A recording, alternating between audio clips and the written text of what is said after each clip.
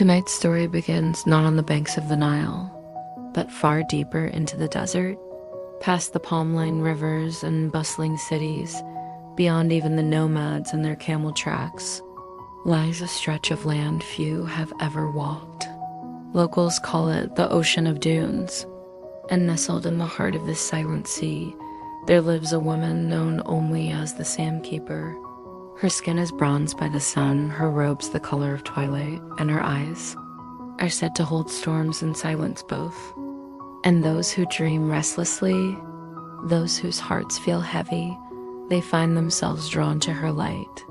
Every 100 nights, when the moon swells full and low, the Sand Keeper lights a fire on the highest dune, not with their feet, but with their minds. Your breathing matches the rhythm of the desert wind, slow, steady, endless, and tonight, dear listener, it is you who walks the silver-lit sands toward her flame. You don't remember when you left your home, or how long you've walked. The desert is a dream space now. Time melts in the heat of day, and freezes in the cool of night. You don't feel tired. You only feel drawn forward, inside. Glows not flame, but sand shimmering, golden, alive. Her hands are cupped over a clay bowl. The sand stirs without wind, like it breathes with her. With each soft step, you feel the sand shift beneath your feet, warm on the surface, cooler underneath. You crest a dune, and there she is. The Sand Keeper sits beside a low fire surrounded by smooth, white stones.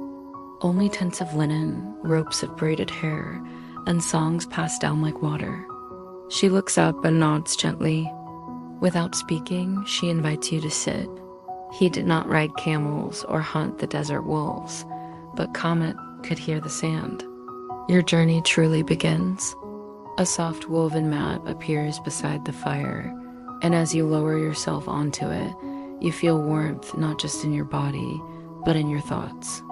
The Sand Keeper begins her story, and every night while the others slept, she would sit by the fire and ask him what the sand had said.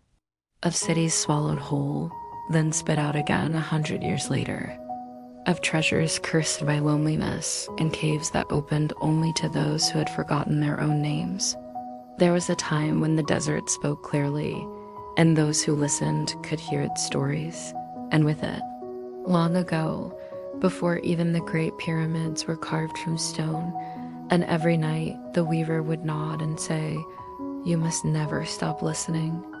There was a village then small, hidden between dunes, never in the same place twice. It moved with the wind. This village had no walls, no bricks, no map. And among these desert dwellers was a boy named Kamate. When dunes collapsed, he heard laughter.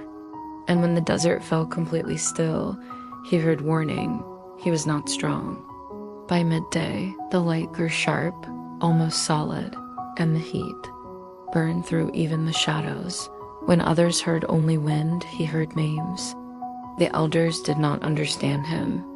The sand is sand, they would say. It cannot speak. People scattered. But one woman, an old weaver with moon-white hair, believed. She called Comet desert listener. The tents flapped wildly. Camels screamed.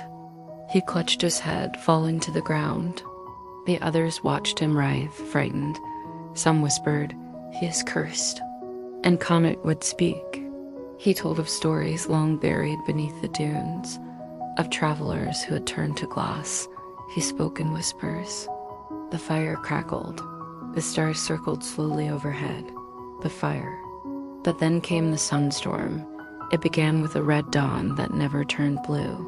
The wind stopped. The birds vanished. And the sand screamed, not in words, in grief. It howled into Kamat's ears like 1,000 weeping voices. But the weaver only held him. "No," she said. "He's been chosen." That night, the wind returned, but it carried not air. A storm of flame-colored sand rose on the horizon. But Comet did not run. He walked toward the storm. With each step, the sand parted before him like water. But in your mind, you hear them whisper, as if the entire desert had inhaled. The wind died at his feet. The fire paused in the air, and then silence. The storm stopped, the heat vanished, the sun returned to its golden hue. And Kame was gone, not buried, not burned. Gone, as if the desert had taken him into itself.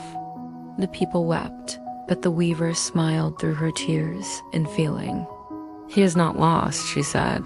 He listened still. The sandkeeper pauses. You sit by her fire, spellbound. She lifts a handful of glowing sand from the bowl and lets it fall slowly back. Each grain makes no sound, not in language, a deep, peaceful, weightless stillness. You are no longer sitting, you are drifting. Somewhere above the fire, somewhere deep within the dunes. You see the boy come out again, not as a child, but as something else. A presence in the sand, a shape in the wind, a breath in the fire. The walls hum with quiet heat. Columns stretch like tree trunks toward the skyless roof above. And at the center, a stone table covered in sand, a place few ever reach. A place where time does not pass, it simply waits. He walks with the stillness of a dune before dawn, and he is smiling. He kneels beside the stone table and pours the grains slowly across its surface. A staircase spirals downward, glowing faintly. Kamat descends. Because you are listening to only echoes, but not of sound. Echoes of thought, of memory, of rest. The grains glow brighter as they rise into the air, swirling softly, drawing shapes, scenes, memories around you.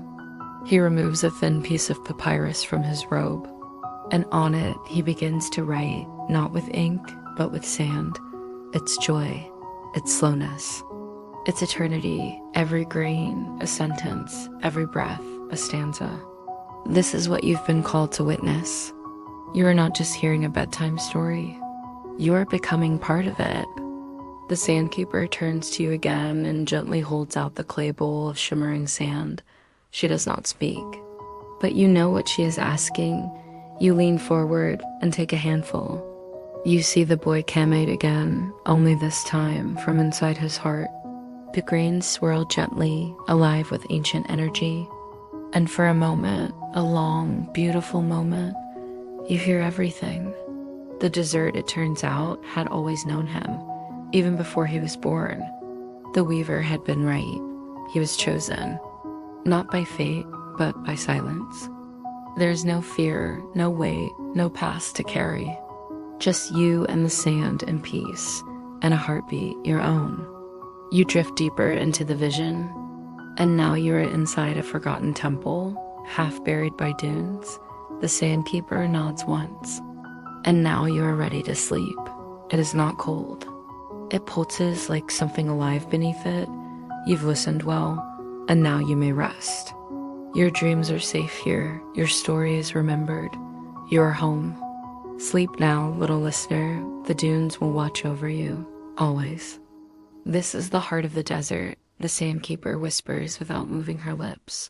The fire crackles in slow time. A jackal howls far in the distance, but even that sound is soft, like a friend calling goodnight. You watch as Kamat enters, older now.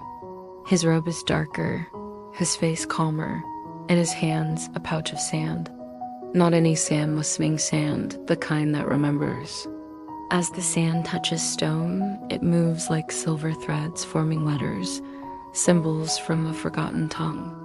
And then the ground beneath the table opens like a breath being drawn in reverse. And you follow. Each step you take, your body feels lighter, your mind quieter. The staircase empties into a chamber with no edges, no ceiling, no floor. Here, the sandkeeper whispers, is where all stories sleep. The desert doesn't forget. It just waits for someone to listen. Comet kneels in the center. You realize then he is recording the desert's dreams, its grief. This is what the sandkeeper does now. Back above, the stars have shifted. The fire still glows beside you. Warmth floods your palm. The laughter of caravans long past, the whisper of a scarab crossing a stone, the final breath of a queen laid to rest beneath obsidian, the song of a reed flute from 3,000 years ago. Steady, safe, still, you release the sand and it floats up into the stars, dissolving like mist. You lie back on the woven mat. The desert breeze strokes your skin like velvet. You look up at the sky. The stars blink slower now, as if they too are drifting off. You are sinking down into the softest darkness. The Saintkeeper's voice returns one final time, barely more than a thought.